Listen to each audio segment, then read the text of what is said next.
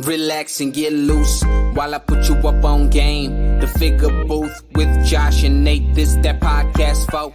Those in the know. Batman vs. Iron Man. How would it go? We talking one of a kind. Collectibles. Mezco toys are respectable. It's unacceptable if it's not in the packaging. Nate don't take pics if you ain't rapping it. Nate's dirty tricks are always happening. But damn it, man, don't you be stressing. Round here we believe in plastic confessions. We trying to figure out the figures that's gonna stand the test of time. That G.I. Joe handmade hit me in the spine. There's perfection in the way that these toys are made. But I also wanna know, do I pick Wade or Slade? So this is where I come to kick it with the guys. The Figure Booth. Like, comment, and subscribe.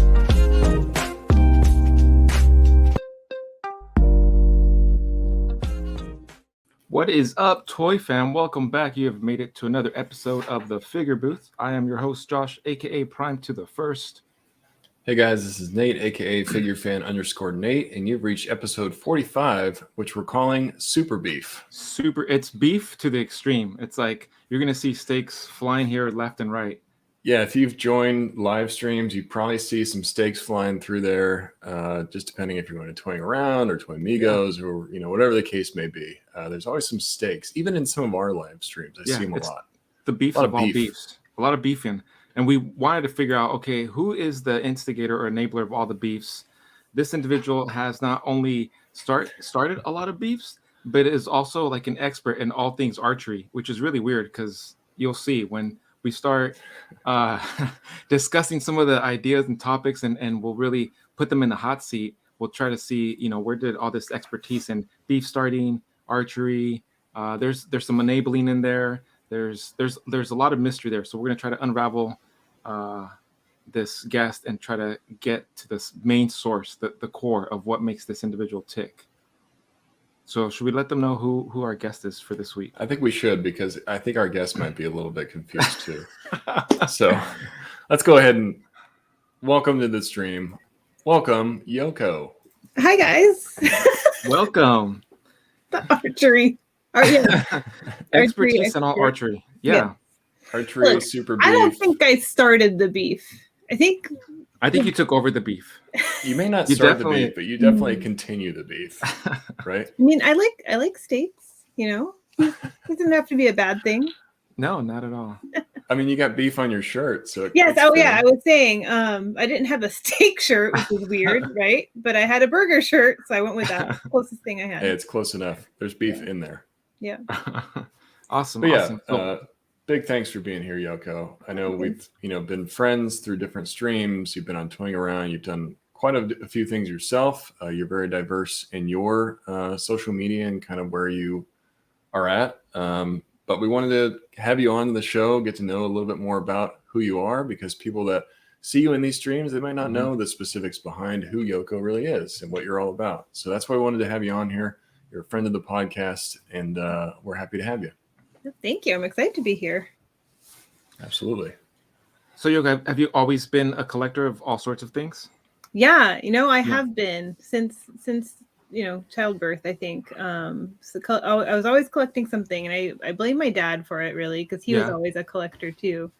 So I think like he was really big into music and records and stuff, and I remember trying to like copy that at first, and then he traveled a lot too, so he was always bringing me back like currency from the different countries he went to, or like stamps, or like postcards, things like that. So I just I remember just always just having stuff. Plus I was the only child, so I was spoiled, right? So but yeah, no, I think I was big into horses as a kid. So like starting with My Little Ponies, I had a huge horse collection at one point as a child, and then growing up it just turned into different things.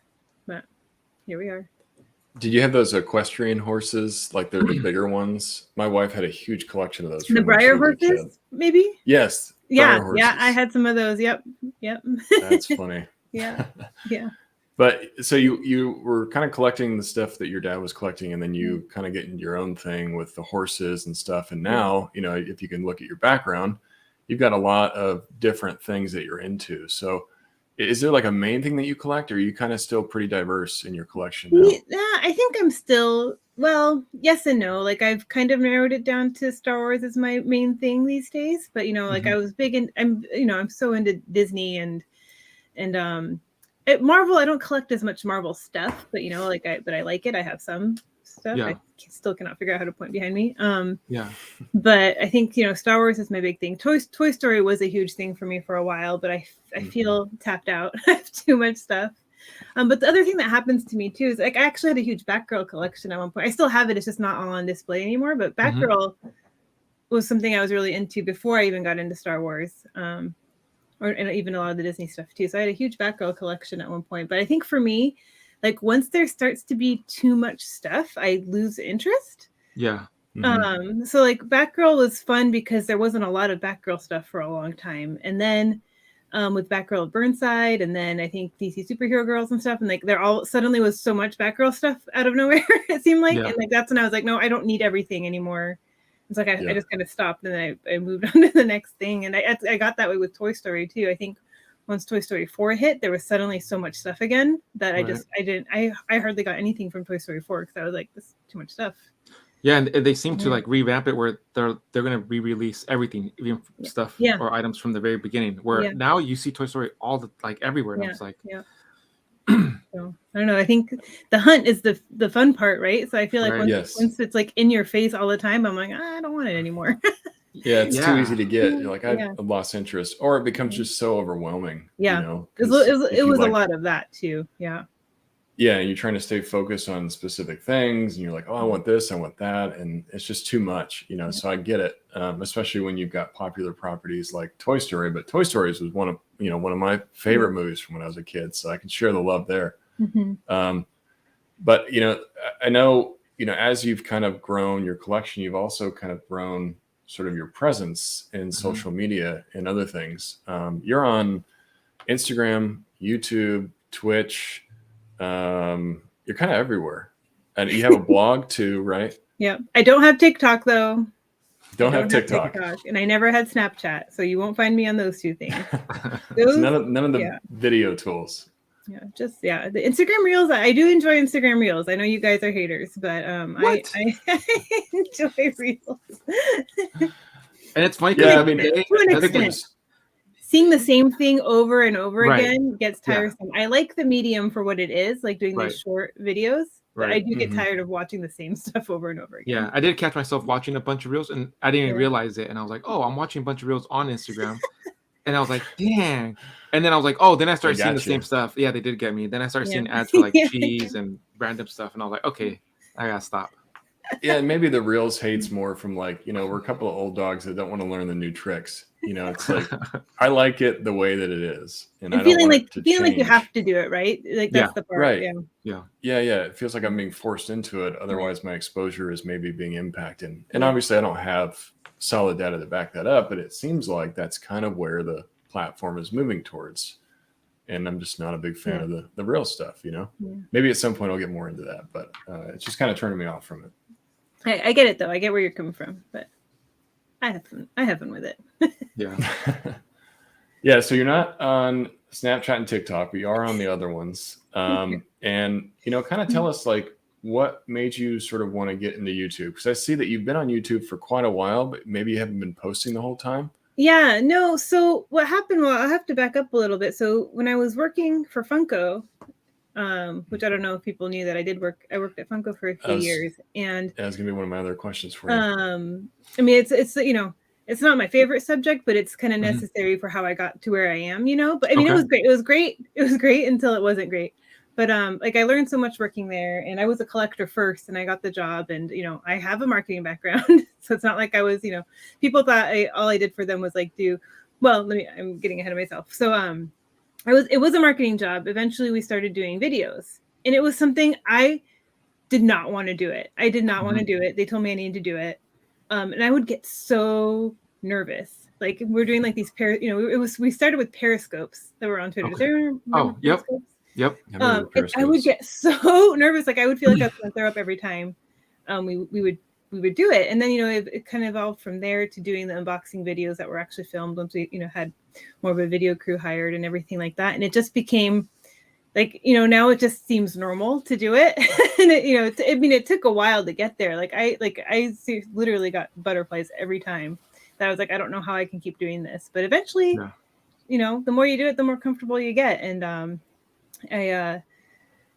you know, now, again, like it just becomes a normal part of my day now to film something. I feel like, but if, you know, so doing that, and then after my time at Funko ended, and I was kind of like, well, you know, I built kind of a little bit of a presence on there on social because people started to know me as a Funko personality, I guess, you know, which is weird too, but but it happened. And then I was like, well, I have this audience, and you know, I wanted to keep using it for something, especially as I looked for my next job too, to be like, you know, to have this to bring to the table as well. So I started doing my own unboxing videos on YouTube.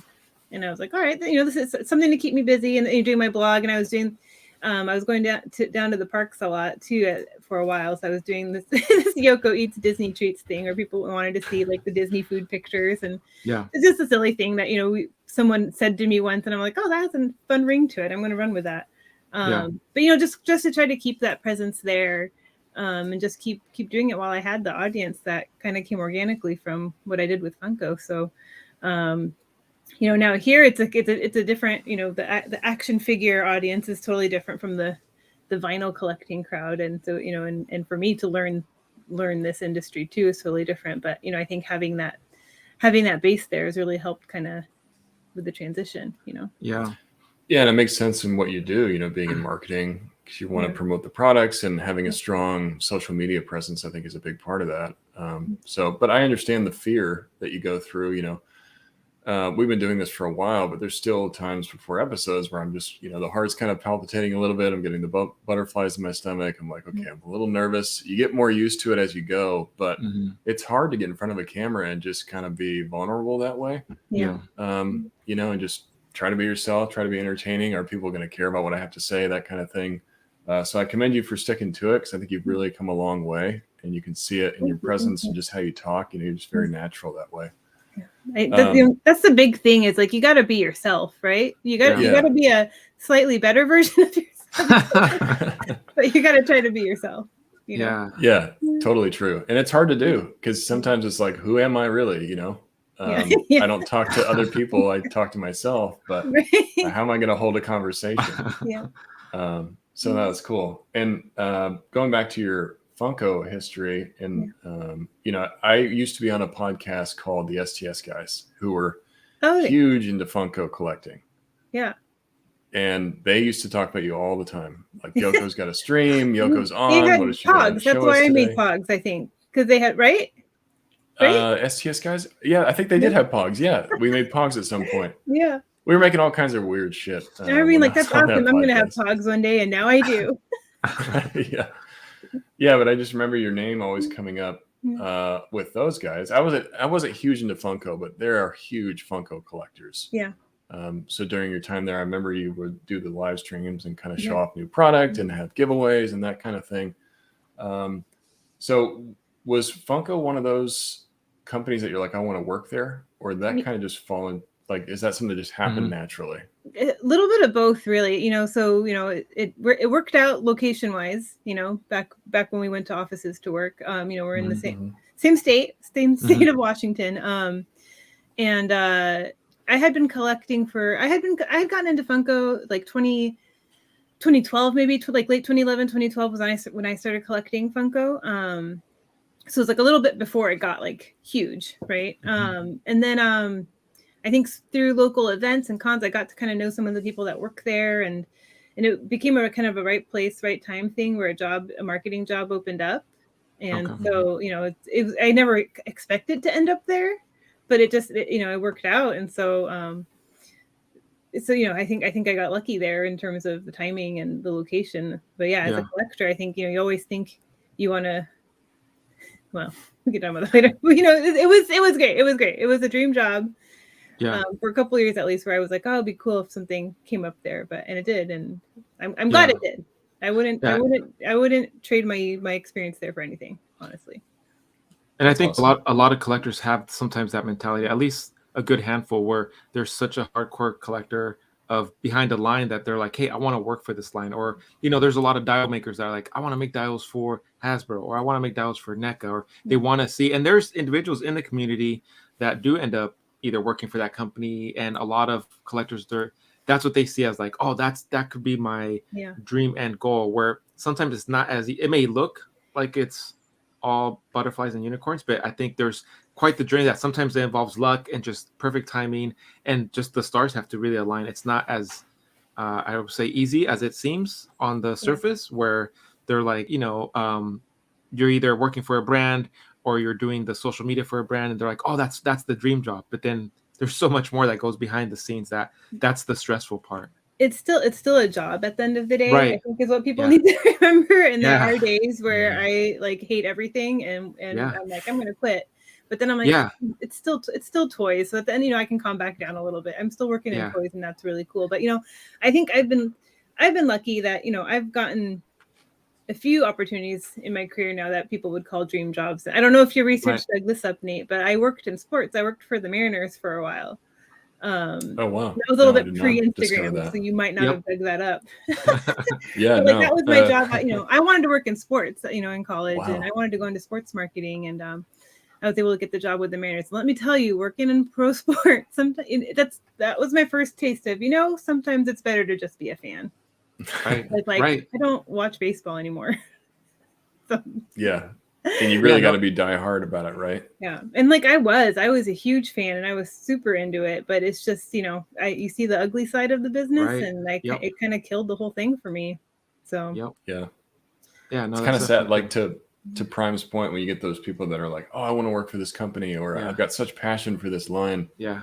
Then you start to kind of peel back the surface of what that company really is about.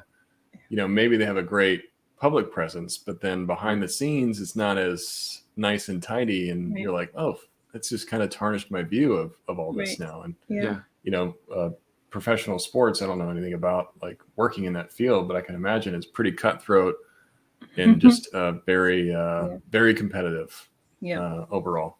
But that's really cool. I mean, you've had some pretty awesome opportunities for sure. Mariners, Funko, now you're working at Super 7. I mean, all big name companies and brands. So that speaks to your experience and probably your educational background too, so that's pretty impressive. So I worked really hard. I know, I hate to say, like, I people always say, like, don't discount yourself and call it lucky, because you had to work hard to get that, to be ready for that opportunity. Right. And I think that is important to remember that I did work really hard. Yeah. So, sorry. It just doesn't. I was just going to say, you went to school for marketing then, right? That's what I did. I went to the University of Notre Dame, where I spent 4 years in Indiana, and I was ready to leave and never go back there. And but I majored in marketing. Yeah. It was great. It was great 4 years. I just don't need to go back. That's funny. I lived for 10 years in Indiana. So I can understand not wanting to go back. I have no desire to return. I experienced 4 distinct seasons, and I really do not care for their summer or their winter. So I don't blame you. Yeah, not a great state. And sorry to anybody that's listening from Indiana. And no, my comment is entirely weather-based. It's too hot and too cold for me. Yep. I like my mild weather here in Seattle. Yeah. So that's cool. So you went from Funko, and now you're at Super 7. Yeah.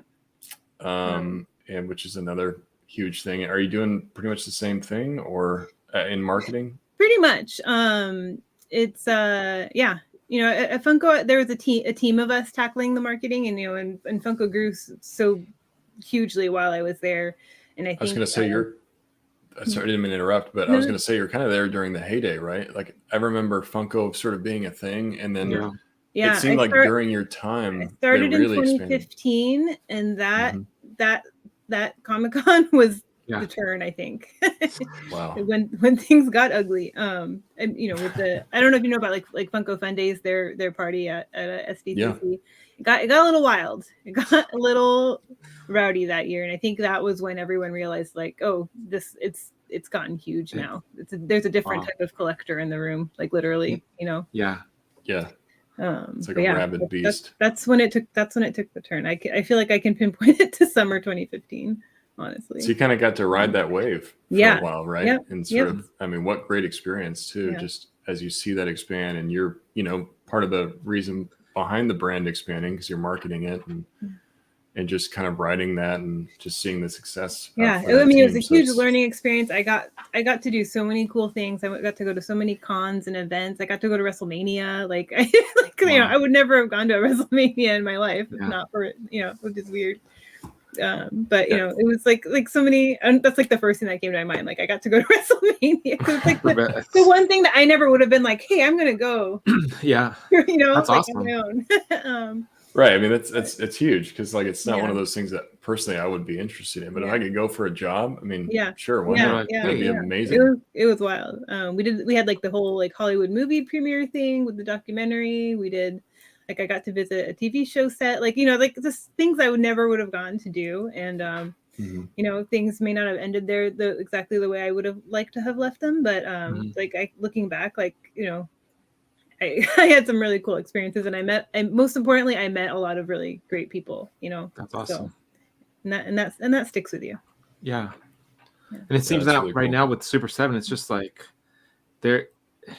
I don't know. It's not that they just popped onto the scene because they've been doing it for a good while, but there is like a lot of eyes and a lot of now they have like a broader range of audience where it's now even like 112 collectors, like really hardcore action figure collectors that now. There's like this huge, I don't know. It's like you pick a side. You either love Super 7 for what and you have a lot of collectors stand up where it's like, hey, it's visually, aesthetically pleasing, and behind like Brian's idea about like, hey, it's something coming off of the screen. That's what we're giving you, aesthetically pleasing. And then within the toy community, it's like there's a lot of boxes that us collectors need to check off. It needs to have like this cookie cutter mold where it's really odd that a lot of individuals stick to that, and it has to have articulation, it has to have paint, and I'm like, if we look at our own collection, we don't always collect items that are super articulated. We collect a little bit of everything. Like I think most people's collection kind of looks like a little like what you have going on back in the back. There's some I have a couple of vinyl figures, I have a couple of static stuff, I have something that looks aesthetically pleasing, and then at the same time I have something that's really articulated. So it's funny that right now, like, it seems like when we talk about a line that's really getting a lot of attention, but it's like, okay, what side are you on? Super 7 always comes up where it's like, hey, they're awesome. And it's like, yeah, but then there's great dialogue behind that. But I feel like a couple years ago, not many people were talking, or at least not many collectors were really having Super 7 like on their top list as far as like, oh, I'm going to collect this line. And now it's like, there's a lot of great attention. Like the spotlight is definitely on there because they're picking up lines that with Ultimates too, right? Yes, the Ultimates. It's hurting my wallet. That's pretty much what I'm saying is you guys are killing my wallet. Yeah. Oh yeah, we need to talk about the million points at some point. But no, I think I get what you're saying. And actually, and Nate, I think it was last week's episode or at some point recently, you were talking about like the person who's complaining about something, whatever it was about the joints or something, and you're like, that's like it's like complaining that a tiger doesn't have spots, right? Like, right. It becomes an old argument. Like that. Well, that's not what it is. Like, and the thing that you want probably exists. So go collect that and be happy. That's my favorite thing about Super 7 and Brian Flynn. Honestly, is that like Brian knows exactly what he wants Super 7 to be, and if that's not for you, that's okay. Like he's not trying to force you to collect Super 7. He's okay being where we are, like where the company is. Like we're not trying to be Funko. We're not trying to be this giant conglomerate, of toys. Like Brian just wants to make cool shit. Yeah. And if you don't like it, that's fine. Like like you're not hurting our feelings. You can go collect something else. So and then like the week this week of announcements and stuff we did with the variety, like the really wide scale of licenses that we announced. Like to me, that's the coolest thing because like 7 license announcements, that's 7 different audiences, I think, that we were kind of talking to with those things. And that to me, that's the coolest thing. Like we're not expecting the same person to collect all those things. It's 7 different people. And I think that's really cool. And we can reach more people that way. Oh yeah, definitely. Yeah. It's amazing the amount of properties that Super 7 really does touch, even, not just focusing on Ultimates, but you look at Reaction. You guys are in everything, it seems like. You're doing Animaniacs and Roger Rabbit and TMNT, Thundercats. I mean, I know there's a bunch that I'm not even naming off the top of my head, but Silverhawks, Simpsons. I mean, Simpsons. Yeah. I mean, it just keeps on going. It's really impressive that a company is able to sustain those lines like that and provide the quality that you're getting from the Ultimates line and from Reaction. Yeah. Is there any? Do you specifically focus on either one with what you do, or is it kind of a mixture of both? No, I'm kind of it. And when it comes to marketing for Super 7, like, there's like the create, I'm not making the graphics or anything like that. Right. It's a full, super talented marketing art team, I guess, the graphic designers and Johnny, the photographer, and, and like without them, I am nothing. But like, in terms of marketing the products, I'm kind of it for all of it. And it's getting to be a lot. So that's a lot to take on. Marketing helps. But it's a lot of fun, and I kind of like having my hand in everything too, because then I learned so much about all these properties that I wouldn't know anything about otherwise. Working on copy and everything for everything, literally everything. Yeah, I'm sure you see a new property come in, you're like, oh, is that still on me to do that, right? yeah.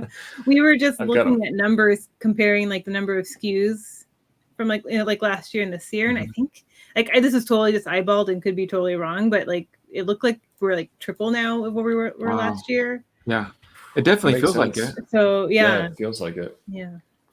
Sure. And again, hopefully it's not all the we're not trying to stress people out, so hopefully we're hitting more people, and not the same person trying to keep up with everything, because I know that gets exhausting. No, I think you make a good point. You guys are trying to appeal to a wide range of collectors, and not, you're not expecting that one collector is going to collect all the Ultimates figures. Right. That would be. It's like, hey, do you have your own IP, which is the worst. Which I love the idea behind that and what you guys are doing with that. Just some really creative designs and ideas for figures.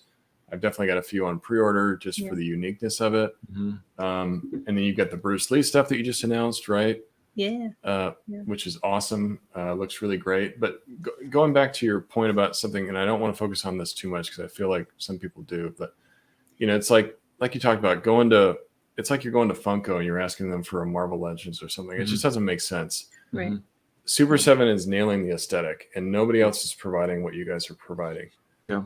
I feel like, articulation is an important thing, but it's not like articulation is horrible in those figures. I've got the turtles and they're amazing. I love them. I've done poses with them that I can do with my NECAs. It's not like NECA has anything that Super 7 doesn't. But I feel like it's almost a way for people to talk themselves out of it. Like, hey, I really want this thing. I don't know if I can afford it. So let me just think of some weird excuse. And I'm going to use the same thing that I've used before, double jointed elbows. Yeah. But like, have you actually played with a Ultimates figure before? Have you messed with it? Yeah. Or is that just an uneducated opinion that you're trying to appeal to the masses with? Yeah. It kind of grinds my gears a little bit. Yeah. Or maybe it's like their favorite YouTuber complains about it, so they're going to complain about it too. Yeah. There you go. Right. Yeah. It's that hive mind mentality. Like, just think for yourselves, people. Like, if you like it, awesome. If you don't, that's fine. But maybe just keep it to yourself, because you're not going to really change my mind from getting out of the TMNT Ultimates. Yeah. It's great that you have an opinion. You're not going to change Brian's mind about how he designs them, Exactly. Yeah. They're not going to like rush back to production and be like, oh, we got to do double joints and everything. Like, that doesn't make sense. You're not going to nail that same aesthetic. And it's like I talked about. You got the double joints thing. You're going to have to shave off some of the plastic. It won't look the same. What you guys are going for is an accurate look. I think you guys things we will listen to, licenses that you want, characters that you want. Like, feel free to voice those things, Right. Take notes, people. Take notes. You're not going to see them in a month, but maybe in a year, because that's how long it takes to make toys. Yeah. But like, those are things that the people in the company are looking for. It. So like, you've got your wish list. You want to see certain characters in wave 2 or 3 or whatever it is. Like, feel free to make those suggestions, because we've got the next couple of years planned out already. So just waiting on Wily Kit and Wily Cat. That's it. So I can finish up my team.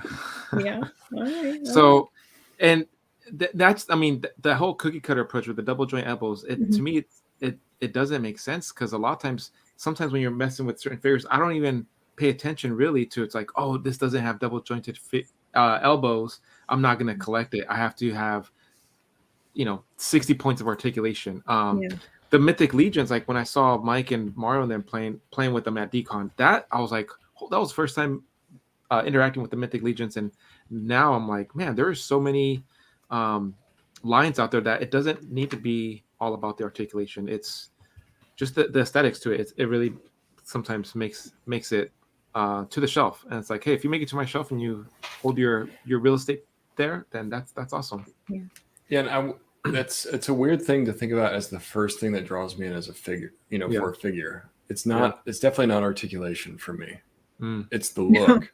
And, if it's scratching that nostalgic itch, or if it's something that I think is just really cool looking, that's what originally will spark my interest. And I think to think that articulation is the first, maybe it is for some people, I don't know. But there's a lot you can do with those figures. I'm telling you guys, like I've got the Ultimates from TMNT. I love those figures. They move as best as I would expect. I don't really have any issues with them, so I just don't see the reoccurring comment about the double joints. It just gets a little old. But anyway, don't want to focus on the negativity. You had brought that up, so I want to make sure that I address that. It was kind of like, that was new to me too, to learn about the different types of action figures and articulation and joints. And so many times, like I would, Kyle, our artist, I would send him a message being like, wait, what does this mean? I don't know what double jointed whatever means. Like what are they talking about? Like when I first started. So he really coached me through a lot of learning the lingo and everything. And it was new to me because, like, for me, I think my collecting has always been character based, right? So I like Bucky, I like Winter Soldier, so I'm gonna go find the coolest looking Winter Soldier stuff I want, whatever that may be, right? Whatever line that is, like that was always secondary to me. So like, I think it just opened my mind to like, oh, there are people who collect lines, right? Or like certain types of figures, and the character is almost secondary. And to me, that was just a different way of thinking about it for me. Right. Yeah, because it's not something that, if you look at your history of your collecting, you're more into like vinyl figures and things like that, which maybe aren't as known for their articulation. So it's smart that you want to educate yourself into the figure world, because you're kind of moving from one genre to something a little bit different. And like it was really eye-opening for me, because I thought I thought it would be an easy transition. I'm like, that's collectibles, it's toys. I know this industry, and it was actually kind of an eye-opening moment for me to be like, oh, I have to learn a whole new vocabulary essentially, and this is a completely different collector than what I'm used to. So it was right. I'm catching up. Have you seen that sparked a little bit more interest in that type of collecting for you? Like, is that something that you're more willing to collect now? I think so. Had the experience. Again, it's a yes and no situation again, because then I'm also a more careful collector these days. I think so. I'm not just buying everything. And I don't have too much Super 7 stuff yet, which is wild for me, because I know how much Funko I had. Which I no longer have and have replaced with other things.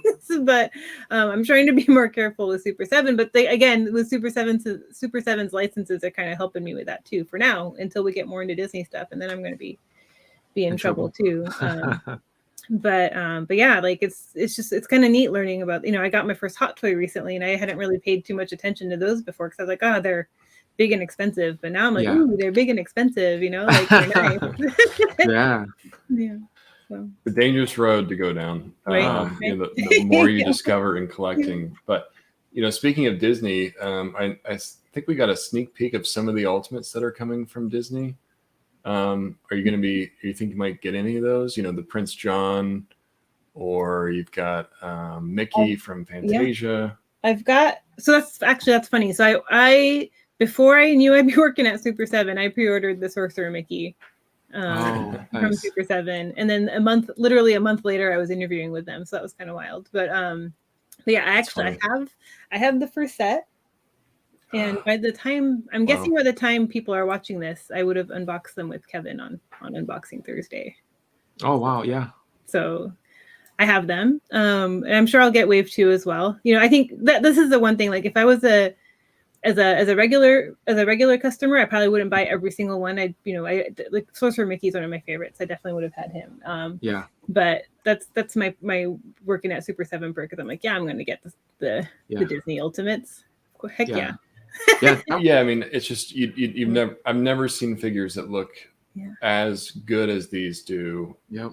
And as accurate as they are. And one thing I really love about Super 7 figures is the accessories. Yeah. You guys are so generous with the accessories, and just the ideas that you have about certain accessories like are so specific to those characters. Like, man, this is great. Like, this is exactly what I wanted. Yeah. And that's one thing about Ultimates for Disney that's really starting to tempt me. Yeah. So I see all these accessories. I'm like, okay, from a toy photo perspective, I can use that as a prop, or I can use this. You know, there's just so many possibilities there. Exactly. And I just got a box in the mail from Super 7. I'm getting ready to film the third wave of Disney Ultimates. Oh, exciting. So wow, that's gonna be fun. Can't wait. Lots of accessories. I got a little stressed out when I looked at them. I was like, oh my gosh, it's the prototype still too. So I'm like nervous about. I don't think I'm gonna break anything. I could definitely lose something, and then I'll get in big trouble. So as long as Mario's not around, nothing will get broken. So it's all good. Yeah. Just don't let them touch your stuff. Yeah. So when you say film that, can you give us a little bit more, like, what is it? Are you really trying to do the promotional videos? Yeah. You know, it's usually, Brian Flynn does most of those videos, or Josh. Kyle's done a few, but trying to help take some filming off their plate. So I think I've claimed Disney. So I've done some reaction videos. This will be my first video for any Ultimates launch. So cool. There's a lot to talk about. So we'll see. So are you going to be filming it and adding the commentary and kind of doing all of it yourself? Yeah. It's not going to be as in depth as a Brian or Josh video, because I just don't speak it, that language, that action figure language. But I can talk about how cute Redacted is. I think your passion for Disney will come through, in itself. And that's what people are looking for. They want somebody that shares that passion to kind of explain it to them. Like, what is it about it that I want to get from it, and from a Disney collector like yourself, what people are after, and what's popular and what's not. And I think that speaks volumes when you're talking about the product, because you can just hear that coming through. So I think it's smart that you picked the Disney line, because it's definitely something that you're knowledgeable about. Yeah. So going into other things for Super 7, they have the reaction line too, which I saw that they announced the new Roger Rabbit wave, or I think that's kind of out now, right? Yep, or that's out. It's coming out soon. Okay. Yeah. It saved me a little bit, because I was like, man, if that's Ultimates, I'm in trouble. Man, when we posted that teaser and everybody thought it was Ultimates, and I was like, oh no, I don't want to disappoint all these people, but that's an example of where we saw what people wanted, and things may have gotten added to the calendar for somewhere down the line. So oh man, don't say that. Somewhere down the line. Speaking of budget lists, that's going to be one of those I just won't be able to resist. But even those reaction figures, like the packaging and everything, they look so good. That's the thing where that's now what really draws me to them. Right. I'm seeing some of my collection kind of shift where it is sometimes character based, or the packaging really gets me. And that's one thing I really appreciate with Super 7. It's really collector friendly, but then they put so much effort in the packaging. I'm like, I'm just going to leave it like that, and then display it somewhere nice. Where's the budget list? Let's show the budget list. Come on, you're killing me. Yeah, so I'm like, I'm just shipped some of my pile of loot where it has my Donnie and my Raph. Raph from my Super Ultimates. So I'm waiting for those to come in. But I'm like, do I open them? Do I just put them back in the box? But those reaction figures, I seen the Roger Rabbit and the Jessica Rabbit, and I was like, I might have to just get those, just put them up somewhere back here.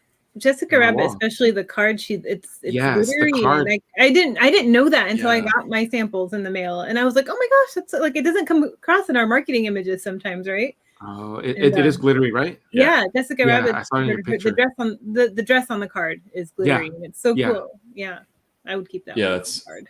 Such a cool, just thing to add in, and I agree. The card art for the reaction stuff is just really what draws you in. You see them on the shelf, you're like, damn, that looks amazing. Yeah. I'd be hesitant to open them up myself, just because I wouldn't want to ruin the card art. I know there's ways that you can do that. Yeah. But yeah, I mean, they look so good. And I'm hoping that we see Ultimates, even though, there's a part of me that's like, I hope we don't see the You Ultimates. want it, but you man, don't want it. Yeah. Yeah, I would just love to see how that comes out because I just have such love for Roger Rabbit. That's just one of my staple movies when I was a kid. Did you see the Rescue Rangers trailer that came out today? No. There's a new Rescue Rangers coming? Yeah. Yeah, it's a Disney Plus movie, but Roger Rabbit's in it. Like he pops in the trailer. That's man, crazy. I don't know how big of a part he has in it, right? But he's in the trailer. He's in the trailer. Like, oh, that's amazing timing, actually. That's interesting to match those two up. I didn't really care about the Rescue Rangers movie when they said it was coming, you know, like, but I watched the trailer and I'm like actually excited about it now. It looks really good. Yeah, that'd be interesting because like I don't think they have any history together, Roger Rabbit and Rescue Rangers. So the fact that they're in a movie, you're like, it'll make sense when you watch the trailer. It's okay, kind of one of those multiverse situations. It's a little meta. Like. Yeah. Oh, okay. Nice. That's cool. I'm gonna have to check that out after this. So going into kind of like your personal stuff, getting away from, what you do on the day to day, you started your YouTube, like I said, a while ago. You kind of had it where you weren't posting, but your first video was from January 29th, 2019, I think. Yeah. Sleeping Beauty, and I'm going to butcher this name, Q Poskets? No, that's what it is. Q Poskets. Oh, yeah. Okay. Awesome. I know you said it like 3 times in the video. And I'm like, okay, I got to remember how she's saying this. You did dig deep, huh? But that one, it was your first video, but you have 1,700 views on that right now. Yeah. It seems like it's done well for you, and it seems like a lot of the stuff that you collect, there's a huge audience for. That maybe like much like you had to kind of learn about 6-inch figures. If I was getting into that, I'd have to learn a little bit more about some of the stuff that you collect. Yeah. So that's your own personal ones, right? That's stuff that you're just like, this is stuff that I want to unbox it. Yeah. Is that what that is? Yeah. Okay. Basically stuff that I'm buying, and I'm like, just trying to find, I wasn't working at that point. I was between Funko and Figpin. Got it. And it was partly to pass the time and partly to keep the skills up. Honestly, I was like, that's kind of like I finally got to the point where I was comfortable talking in front of a camera, so I didn't want to lose it. But doing that first video on my own was a little nerve wracking because especially the stuff at Funko, there's usually somebody else. Like I wasn't talking by myself. And talking by yourself is a different skill, it is. And it takes a while to get used to that. And filming and editing and doing all that stuff, but I think it was really good experience to do that. I think and to keep the talking skills going. Makes a lot of sense. It's a smart way to kind of fill your time in between jobs. Like I said, I want to keep my skills refined. I want to make sure that I feel comfortable about this when I go into this new job. So, and you also got a good following from it. It seems like you have that Bo Peep unboxing, which is at 13,000 views. All those Toy Story videos took off. I think again it was kind of the Toy Story 4 hype that was out there, but then I made the move to Twitch, right? Which I think is probably what you're leading to. I don't mean to jump ahead. Sorry. No, go ahead, please. That was going to be my next question. I don't know. I was missing the community aspect on YouTube, and I did a couple of things live, I think, and I would have a few people show up, but I had a bunch of friends that were doing stuff on Twitch, and on Funko we had a Twitch channel too. Actually, we were actually playing games, and I saw how fun it was with the community aspect of that too, and I finally got convinced to give Twitch a try. And I think overall, like the numbers are smaller for views, maybe because it's just not the built-in audience there, because people do think of Twitch as a gaming thing mostly, but the community aspect was so great. And I love I hop from channel to channel, see a lot of the same people, like the whole thing about being able to raid another channel, like you do your stream and you're done, then you can go raid your friend and support another stream. I think is a huge thing that I wish like YouTube had something like that. That's the subscriptions and being able to gift subscriptions to people, like things like that. I think the YouTube is missing a little bit on the community aspect, but then I met, like Kevin and Toy Amigos and all, and like I'm like, oh, there is an audience on here. I just, but so it's I can see why people stick with YouTube too. But for me, Twitch felt better, and I liked the community aspect there. So I would invite everyone to to give that Get a over try, it. honestly. Yeah. At least as an audience member, you know, and see how fun it is over there too. And it's not just gaming. People do everything on Twitch. Yeah, Yeah. Twitch has really become something totally unique, it seems. Because, like you said, when I first discovered Twitch by just, hey, I want to see some guy playing a game that I'm interested in, because I'm a gamer too. But now that you see people doing unboxings, you see all kinds of crazy stuff on Twitch. It's not just a gaming platform anymore. And I think I agree with you what you say about YouTube. Like, I love doing these recordings. I love the podcast, but we started introducing the lives just to get a little bit more interaction with the community, being able to talk to people face to face and, one-on-one and in real time like that. Yeah. And I think it's something I do agree that's still kind of lacking a little bit from YouTube. Right. Just not having that much engagement. Because I get it. The platform wasn't created like that, but Twitch is a cool, variation of that YouTube platform.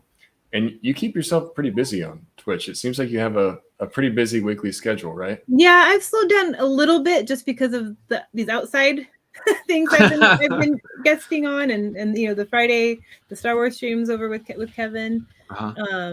But yeah, I was doing when I first started. So I've been doing that for over a year now, just over a year. And when I started, I was going 3 times a week. But it got to kind of be a lot, you know, like, and I wasn't really feeling burned out, but I was just kind of like, I'm running out of things to do on my channel. Like, I can't just keep buying things to unbox, you know, or like Lego sets to build. Because I was doing a little bit. I was doing about toy unboxings, Lego builds. I did play Fallen Order, and people like it's, you know, I'm not very good at video games at all, but I had to get through it for the story, and it was a struggle for everyone. But we made that's it. a wall. Jump, just jump. And Diogo's just it was those like, icy slopes. I could not. I did not grow up playing video games, so like I think that you can tell.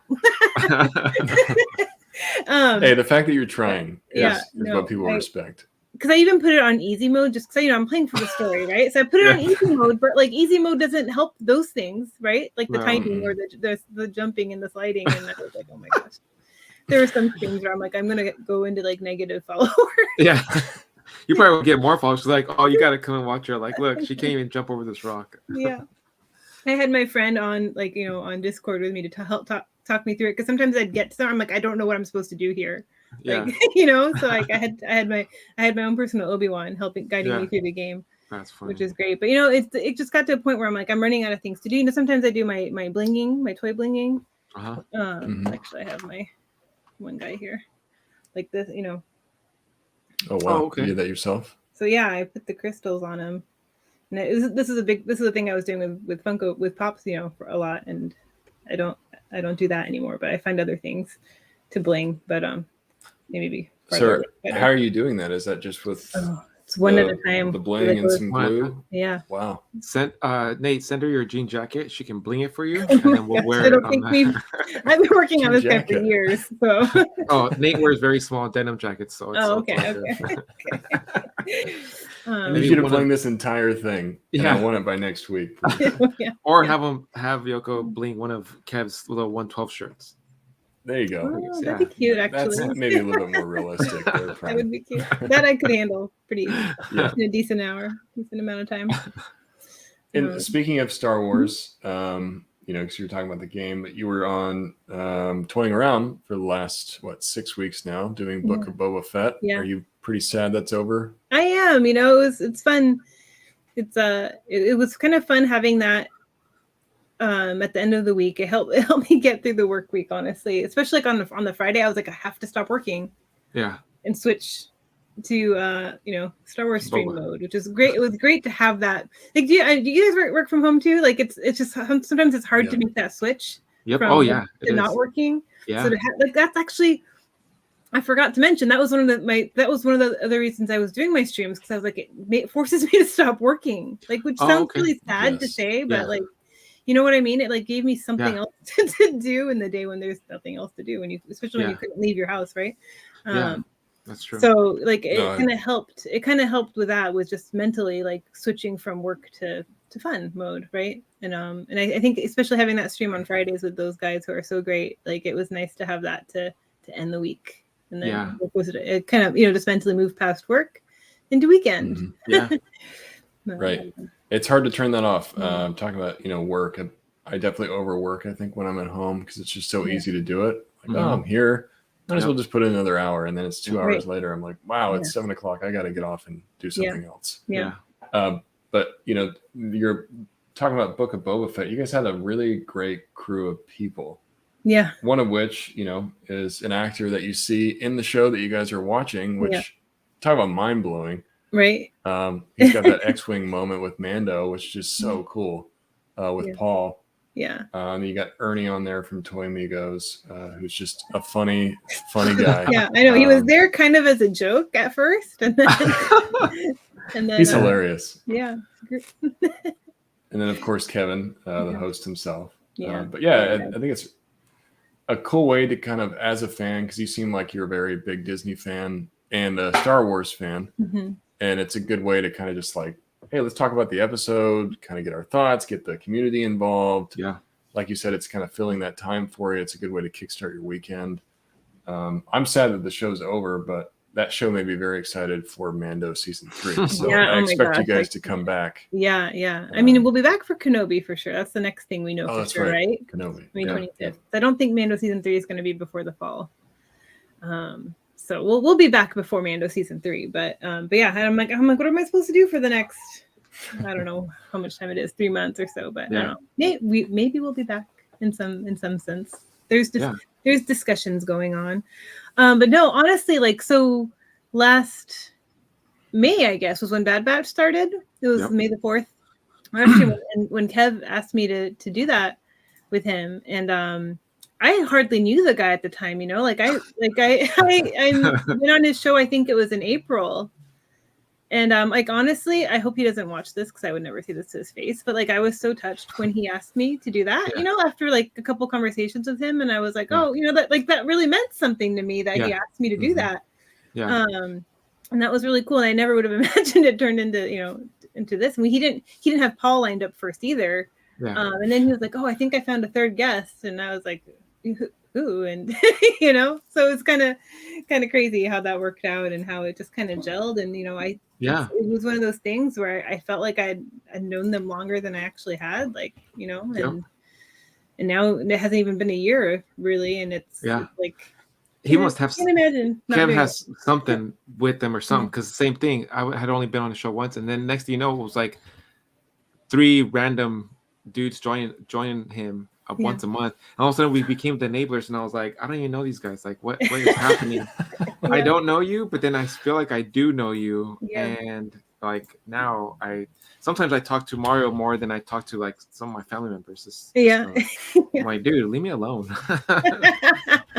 Now you're locked in as an enabler, Prime. Yeah, that's it. And it's awesome, that type of where we were all stuck at home, and through that it did help just get through those mental blocks where you're like, I need something else. I need and that was such a great outlet.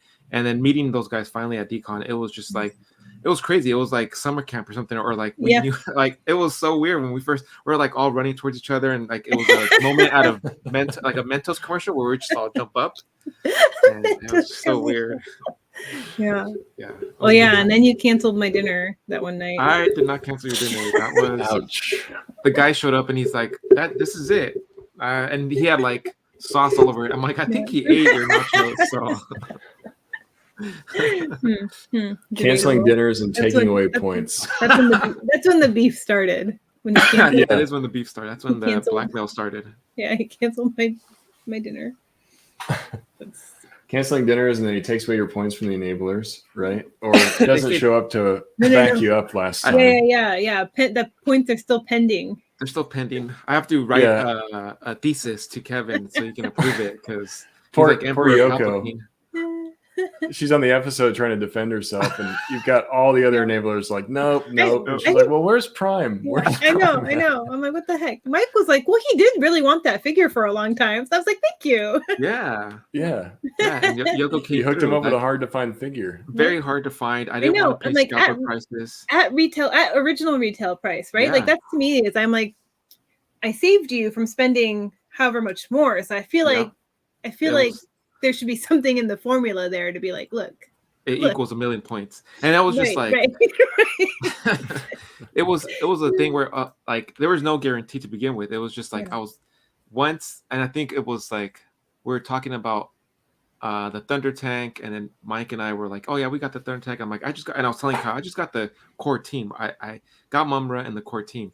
I'm like, but if they make Vulture, then I'll have to backtrack and get all the mutants. I'm like, I don't know. I was on the fence. And then we were at Decon, and Mike picked up Slide, and then he enabled me to pick up Slide. The last because he's like, dude, there's only 2. So we ran to the booth, got our Slide, and we see like 10 slides behind Kyle. And I was like, oh. But then when he opened them up, I was blown away. I was like, damn, I have to get the rest of the mutants. And I was like, oh man. And then that's when like I started going everywhere on eBay, on Mercari, trying to find Jackalman. And I was like, I'm not gonna pay these crazy prices. I'm like, I'll see if I can do some trades or something. And I was putting it out there, and like Plastic reached out, a bunch of people reached out, like, I'll keep an eye out. And I was like, man, nothing's gonna happen. I'm gonna have all my mutants except Jackalman. I'm like, great. And that's when Yoko's like, hey, maybe something might happen. And I was like, 1 million points if you're able to help me get Jackalman. So that's you know. I know you must have said it on an Enablers episode or something that you were looking. I remember it was somebody from the last wave, and you were like, well, I'm gonna get him if I get what I don't know. And I was like, well, it's a little insider trading, I guess, because I happen to know a little bit of something. But that's why. So I was like, 1 million points here because I didn't have to go and I was like, I can pull the strings, but I want to know that you're in it for sure, right? So. So then he offered the 1 million points, and I did. Am I gonna say no? I took points from everybody because I never have points. I'm always dead last, so I took points from everybody. I stole them. I'm like, here, you can have their points. Equals 1 million. Right? Yeah, I didn't ask for it. I didn't demand it. No, I felt like she kind of did, but I was like, here, I'll sweeten the pot. 1 million points. Well, yeah, now Yoko's one of the fellow enablers, and you can catch her on Toying Around every month, first Thursday of the month, right? And I think this makes her the automatic winner for the year because none of us are going to catch up to her. She's at 1 million. 1 million points get approved, yes. If I was going to say, if Kevin and the crew allows it, because she got some pushback last time. Yeah, I think they're only. Kevin says I only get 45. No, I might have to make some flights, but they're going to get approved. I think Mike might have been the only one that was supporting you. Semi-supportive. Hey, that sounds legit. Yeah, that's typical Mike. That sounds legit. But we talked about YouTube, we talked about Twitch. You're also on Instagram. You've been on Instagram probably, it seems like maybe the longest out of the 3. Or I know YouTube, I think you maybe have been around a long time, but you just weren't posting a lot. But Instagram, using it. Instagram you started back in 2013, I think. Yeah, I think, and I've been on Twitter since about then too. And I was really more into Twitter at first, and then I was like, I don't know what I'm taking pictures of, but and then I think again at my time at Funko, my Instagram account grew with all the toy photos, not toy photography, toy photos. Hey, I'm like, I'm an Instagrammer, not a photographer. Let's be clear. But yeah, no, it's really fun, and I think, but now Instagram is really more of my go-to than Twitter, even though I do have love for the Twitter too. I think Twitter is underappreciated. Yeah, definitely. I've said that before. I think people discount Twitter, but it's one of the only platforms. It's been around, I think, the longest out of most of the ones that we think about. Yeah. And it's one of the only platforms that really has not changed in all of its time that it's been around, as Instagram has changed so much over the last 3 years or so. It's very consistent.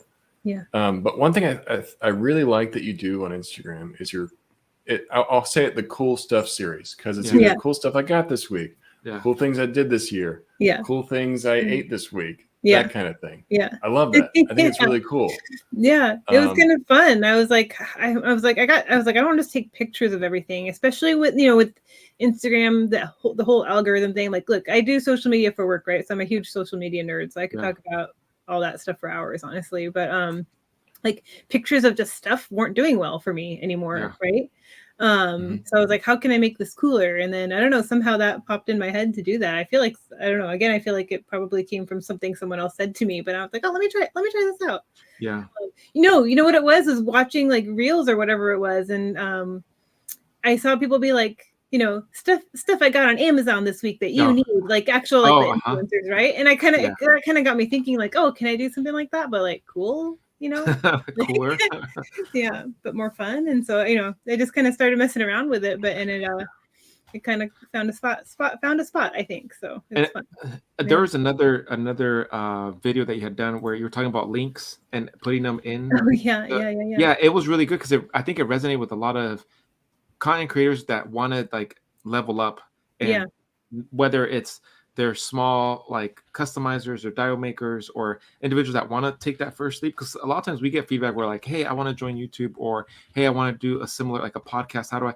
But I think just the tips, because you have that type of experience, that really resonated. I think Mario sent me that video like 3 times. I'm like, dude, I know, like stop saying it to me. But it was I saw it being mentioned in several of the streams, like whether it was Toy Migos or whether it was Infinity Equation, like they talked about like, a lot of people really, and then I started seeing other individuals within the community doing it, right? Yeah, start doing it. Yeah, so it made I thought a that was really difference. cool. I know, that's what I thought. I think you guys were one of the ones that finally I was like, oh my god, I gotta tell people that you can do this, because like you would post about your live and I would miss it and I couldn't find the link or whatever, right? And then so I know, I think I got some beef messages from you, and you're like, yeah, let's watch my video. And I was like, all right, I'll take notes. You're like, I'm tired of searching for it. Throw the link in there. I wanted to do more stuff like that, and it's just kind of between work and other streams and stuff. I just haven't been able to like figure out what do more of this. Do more of that stuff. That stuff is really cool. The teachable moments. Yeah, the teachable moments. Yeah, definitely. Especially with Instagram always changing. There's always something new to learn. I think with features, and I think I listened to your algorithm episode, and I was like, oh. I thought I was going to have notes on that, and then you guys pretty much covered everything, which is cool. But I was like, "Ooh, I have things to talk about here." Yeah. But yeah, the thing is, it is always changing. So it's just like keep an eye on what other people are doing, and maybe follow some like Instagram for business. I think is the account. Like they're they post. There's a creator. It's creators. I think is the account, and they post a lot of tips and stuff. So that's a good one to follow. They'll give you reels ideas too. Yeah. Oh wow. The one thing I was going to mention was you were talking about having a professional account so you get the insights and stuff. But maybe people don't want to be a business. There is a creator account too. So I think once you go into professional, then you choose business or creator. So if you don't you don't have to I have a creator account on Instagram, and you get the analytics and nice. And so that's I just want to make sure people knew that was an option too. You don't have to be a business. You can still be a creator. Yeah. No, that's a good point. I think I might be a creator too, even though I said I was to do the business thing. Yeah. But I like how it lets you like select specific things, like I'm a photographer, or I'm this, or I'm something else. I don't know what the other options are, but you can kind of classify yourself. And I don't know if that changes the interaction that you might get, or it might change who it shows your content to. Your audience. But the biggest thing about Reels this is what I want you guys to take into consideration about Reels, is that Instagram pushes Reels out to everybody, not just your followers. So I think that's why you don't have to do this. That's it. I'm sold. Right? Another million points. You don't have to do the super trendy things. Just use it. Take advantage of what it does for you, which is put your stuff in front of everyone, not just your followers. Because you might get new people that way. Yeah. Well, that's it. I don't know if I'm doing Reels. I know you don't work for Instagram, so you might not be able to tell me this, but I've been told that if you make a video in another app, let's say, for instance, I make a TikTok. Yeah. I save that and I post that as a reel. Instagram doesn't really like that. It's like, well, I want you to use my tool. It prioritizes it, I think is the word. Like if it sees a watermark on there, which the TikTok downloads do, I think that's how they know. But and they say like if you use their app to build it, it gets extra, what's the word I just used? Prioritized. I tried that once and it didn't seem to have any, but because I make my videos in another app and then upload it. And then I would try to do like adding some text or like something like that, and it didn't seem to change it much. So I don't know how true that is, but but I think they look for that TikTok watermark and they'll deprioritize it if it's on there. But I get so many TikTok watermark videos pushed to me anyway, so I don't know how. That's how true. much of an effect that has. Yeah. A lot of the times when I go through Explore, it seems like it is a TikTok or something. Yeah. But I think from my own personal experience, it's kind of ebb and flow. I don't make a whole lot of reels, and I probably need to be better about that myself.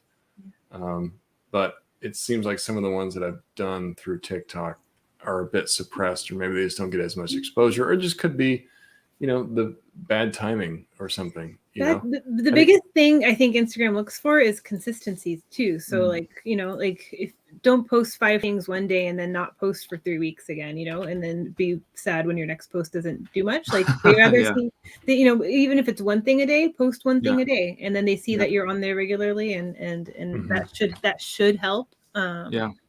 Posting using a variety of their tools too, like post stories, share posts, do use the little stickers, the polls and stuff like that. Like that's true. People using their different tools. Stuff.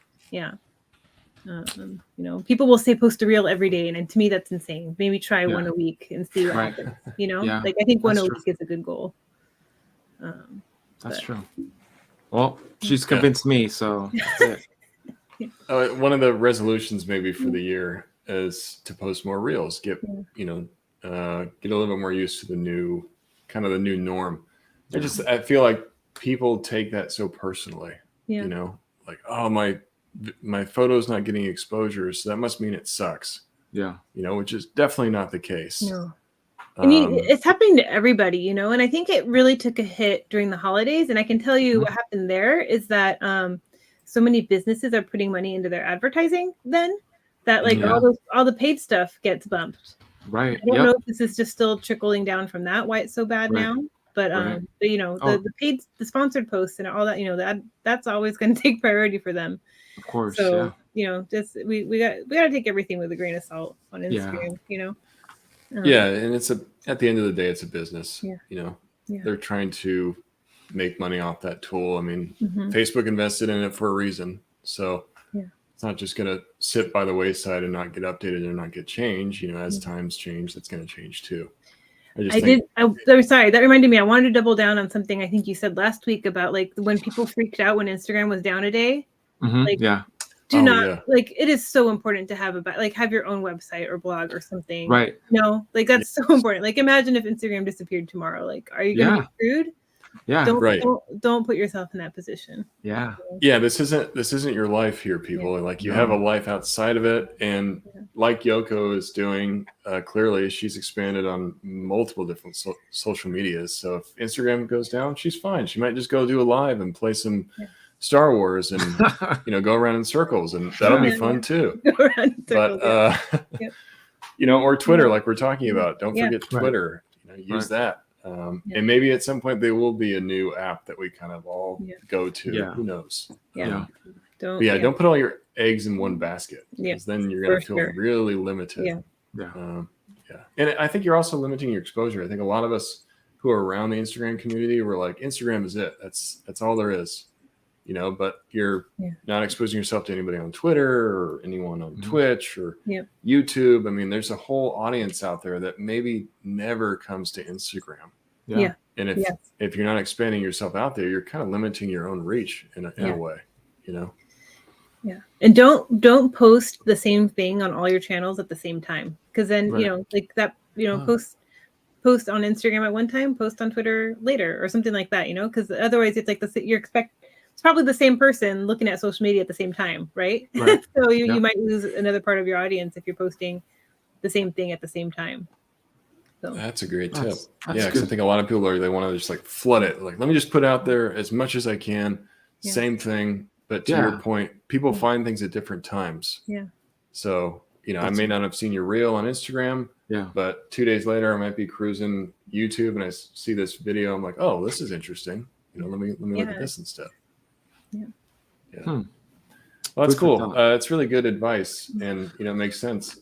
Talk to the expert here. She's in marketing, so that's part of her job. If anyone tells you they're a social media expert, they're lying, because it just changes so much.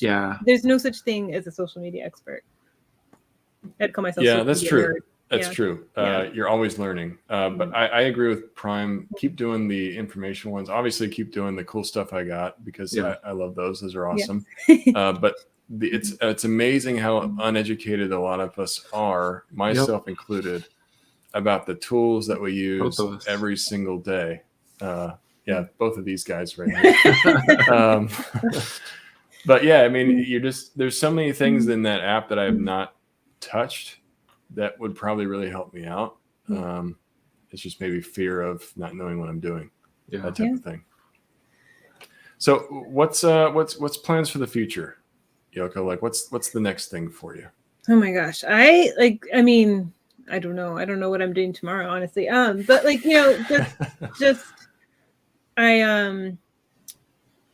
I can't wait for events to come back, and I think I still see myself continuing to do the Twitch streams and everything like that. But like, I can't wait for in-person stuff to come back because that changes everything. Yes. That changes the kind of content I can do, and everything at work seems more fun when you have events to go to.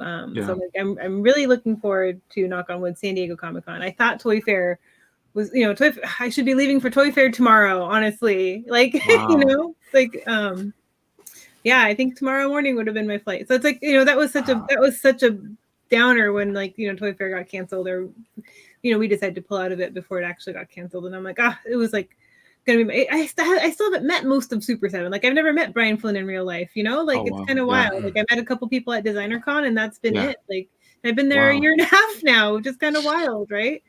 So I'm excited to be able to do these events, be able to do, represent Super 7 in real life, not just from behind a screen.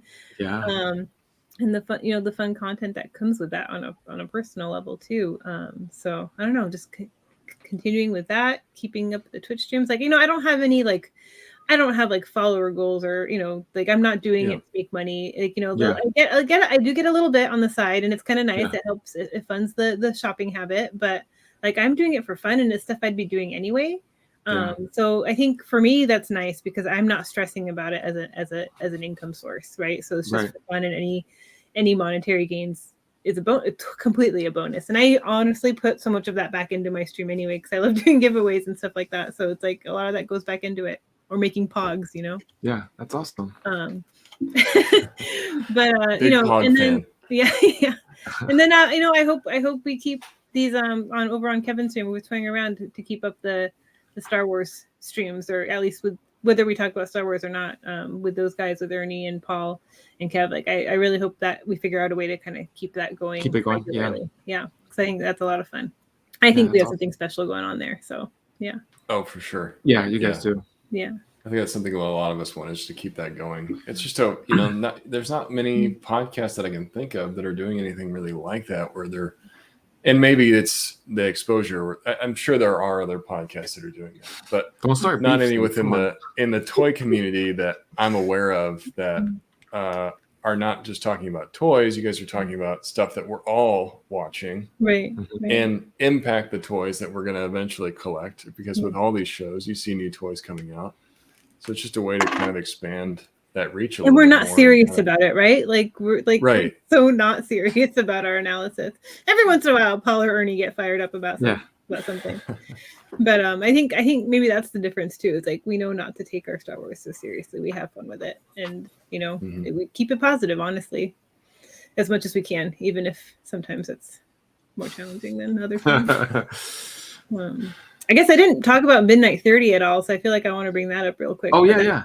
My our late night streams that we do, and I say we because it feels like a whole community. It's it's my stream on my channel that we do technically Tuesday night. So whenever so we'll be doing it for Moon Night when it starts. Oh, nice. But, nice. On West Coast, when it drops at midnight Pacific time, we watch the episode, and it kind of became a joke because it was 12:30ish, but I was trying to make it clear, Midnight 30, and as soon as Kev said it was a stupid name, I was like, that's what I'm calling it. That's what happened. But so we watch the episode right when it drops, and then we jump on my Twitch channel and talk about it. And it's kind of, we started with WandaVision, and not right at the beginning. I think one of my friends, like regular viewers, was like, hey, you just you watch the show at midnight anyway, just hop on so we can all talk about it. And I was like, you think people want that? And I did it that one, maybe it was halfway through WandaVision, I did that, and it was it was hopping. It was it's probably 30 people in there at any given time at 1 a.m. or 2 a.m. is kind of not, and it's not necessarily the same 30 people in there all the time. It's just people coming in and out. But it's like the most top end of all my streams, honestly. And it's like, people, especially after WandaVision, with all the, like, what does it mean kind of thing. Yeah. So we did it for WandaVision and Loki and Falcon and Winter Soldier for at least the last few episodes. We did that. What else did we do it for? Then so Boba Fett, obviously. I feel like I'm forgetting something in between. Right? There was something else. Yeah, I can't remember. Bad Batch? But no. I think I did it for the Bad Batch finale. Yeah. Okay. But I don't know. The switch from Fridays to Wednesdays hurt a little bit, but I was like, whatever. We'll just keep working from home. I can roll out of bed, last minute in the morning, not have to do anything. But so it's and then it was fun with Paul, especially that Paul was on the West Coast since he's filming, and so he joined us. He wasn't there for the finale, but he was there the last couple episodes at Midnight 30. So it's especially with the episode that he was on, and then he came to the Midnight 30 chat. It was so cool. It was so cool to have him there. Yeah. And, he got to see us all firsthand geeking out about him surprising us on that episode. But yeah, so if you're a night owl, you watch that late at night. There are some East Coasters that stay up and do it too, which is insane. Yeah. But actually, the international thing, we've got people. I know there's some a couple people in Australia. Chamba comes in every once in a while. There's nice. It's truly an international event. Midnight 30. And that's specifically on Twitch that you do that, right? Yep, over on my Twitch channel. So Moon Knight 30. Nice. We'll be doing. I keep calling it Moon Knight 30 now, but it just it sounds right. We'll be back. So if you guys aren't already, make sure that you subscribe to Livin' La Vida Yoko on Twitch and IG. We will put all of her socials in the description below. So if you guys need help finding that, just follow those socials. I'm not Livin' La Vida Yoko on IG. It's like a dog. Oh, my bad. Did I have the wrong name for IG? I looked it up once and it was like someone's dog has Livin' La Vida Yoko on Instagram. And I was like, whoops. That's fine. Yeah, we can give the dog a couple followers. Yeah. Next week's guest, the dog, the pug. It's gonna be a real short episode next week. Guys. That's more accurate. There we go. You can go subscribe to Yoko on Twitch. Support her if you want to join in on the Midnight 30 chats. Those sound a lot of fun. Or maybe catch her on one of her days that she's doing streams. I think she does Tuesdays. You do Wednesdays. The Friday thing might be on hold at least until next time. Yeah. But you're pretty busy on Twitch, so definitely go subscribe to her there. Thank you. And also make sure to check out her YouTube. I got this one right? Yep. All right, Yoko McCann on YouTube, where you can see her do unboxings and kind of her cute stuff, right? The cute stuff. Yeah, a lot of things that maybe I don't collect, but it's interesting to learn about. Yeah, I'm trying to figure out something else to do that I could, do live on Twitch and then upload to YouTube later. Because I was like, I shouldn't just waste what I've got going on YouTube. So I am thinking of ways to bring life back onto my YouTube channel. So awesome. I appreciate that. Thank you. Absolutely. Well, we appreciate you being here, Yoko. Yeah. Great discussion. It was great to learn more about you. We set the beef aside for a couple hours. Just put it aside. Yeah, I mean, it'll come back. It'll come back. It's always there. If you see Yoko in a stream, you'll probably see a steak or a beef emoji. Every time I try to say hi, the steak just falls out instead. I don't know. Wow. Weird. I do like how you're keeping just a diversion real quick. Kevin's so honest about his no figs for February commitment. You're really keeping him honest about that in the Enablers Discord. If you guys aren't a part of that chat, you need to go check it out. It's pretty hilarious to watch these two go back and forth. Look, I'm just like, Kevin, I just want you to, I'm just looking for consistency, Yeah. I don't care one way or another. It's hilarious. Yeah. But we appreciate you, Yoko. Thank you so much for being here. It was great having you on. It's something that maybe at some point we'll have you back on just to get some updates and what you're working on and maybe some new things at Super 7 you might be able to show us. But really appreciate you. It's been a lot of fun. Thank you so much. I've gone back and listened to a few of your old podcasts. It took me a while to realize you had a podcast and the live stream, that they're two different things. So, I went back and listened to you, and I really enjoyed the topics you guys cover. I think it's really cool. So, and about like the marketing or social media stuff too, if there's anything specific you or anyone listening to this wants me to got some pointers for, let me know, and I'd be happy to do that too. Awesome. So, Yeah, that's a great idea. And if That's you guys it. are I'm listening getting and ready. you hear that, Yeah. and you want some pointers from Yoko, maybe put in the comments and we'll let her know. And for sure. maybe she'll do another a reel on Instagram at some point with that topic. Yeah. Awesome. That'd be cool. Well, thanks again, Yoko, for thank making you. the time for us. Yeah. We'll send her to the beef room. Put her in the booth. Put her in the booth. Yeah, put her in the booth. Thanks, Yoko. Man, what an awesome discussion. I learned so much.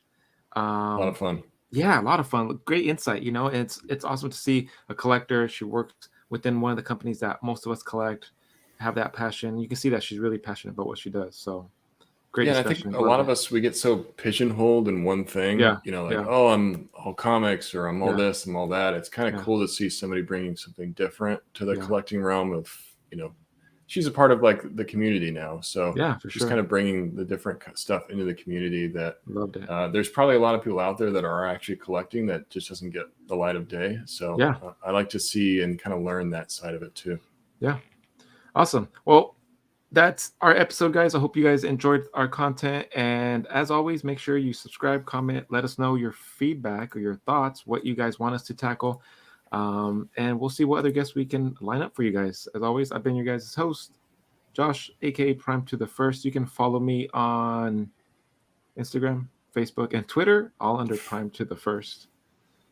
And I've been Nate, aka FigureFan_Nate. You can follow me on Instagram, Twitter, Facebook, occasionally on TikTok. I don't go on there very often, but you might be able to find me on there at some point in the future. And if you guys are listening, please hit that like button.